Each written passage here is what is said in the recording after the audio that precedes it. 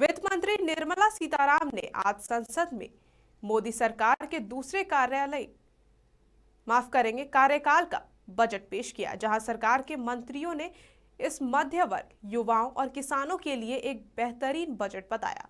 वहीं विपक्ष ने सरकार पर निशाना साधते हुए इस मध्य वर्ग, युवा और किसानों राहत नहीं देने वाला विश्वासघाती बजट बताया। वित्त मंत्री निर्मला सीतारमण ने आज संसद में मोदी सरकार के दूसरे कार्यकाल का आखिरी पूर्ण बजट पेश किया, जहां सरकार के मंत्रियों ने इसे मध्य वर्ग, युवाओं और किसानों के लिए एक बेहतरीन बजट बताया। वहीं विपक्ष ने सरकार पर निशाना साधते हुए इसे मध्य वर्ग, युवा और किसानों को राहत नहीं देने वाला एक विश्वासघाती बजट बताया। मध्य वर्ग को राहत पहुंचाते हुए सरकार ने अपने दूसरे कार्यकाल के अपनी आखिरी बजट में कई सारे ऐलान किए। सबसे बड़ा राहत सरकार ने टैक्स स्लैब में बदलाव करके किया है। नए प्रावधान में अब 7 लाख तक की सालाना कमाई पर कोई टैक्स नहीं लगेगा। पहले ये सीमा सिर्फ 5 लाख तक की थी। बेरोजगार युवाओं के लिए 30 स्किल इंडिया इंटरनेशनल सेंटर की स्थापना की ऐलान भी की गई है, जिसमें युवाओं के कौशल विकास के लिए व्यवस्था होगी। उद्यमिता को बढ़ावा देने के लिए 3 करोड़ रुपए के टर्नओवर वाले माइक्रो उद्योग में अब टैक्स में छूट दी जाएगी।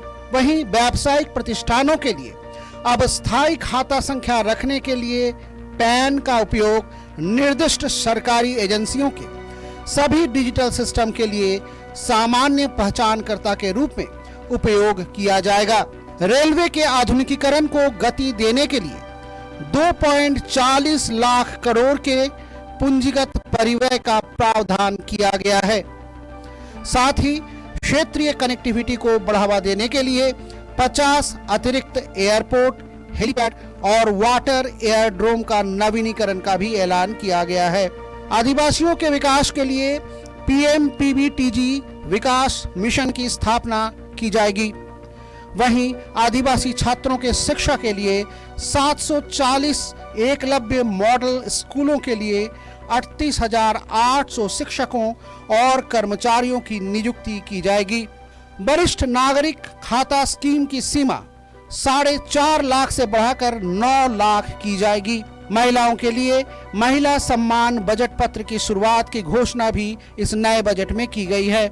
साथ ही 2 लाख की बचत पर अब 7.5% ब्याज दी जाएगी। किसानों के लिए सरकार ने बजट में कई नए ऐलान किए हैं। वैकल्पिक उर्वरकों को बढ़ावा देने के लिए PM प्रणाम योजना की शुरुआत की जा रही है। साथ ही किसानों को 20 लाख करोड़ तक लोन बांटने का लक्ष्य भी रखा गया है।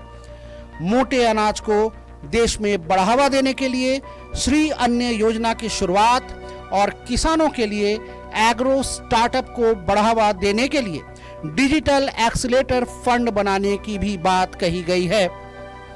बहरहाल मध्यम वर्ग महंगाई से त्रस्त है और अगले साल लोकसभा का चुनाव भी होने वाला है।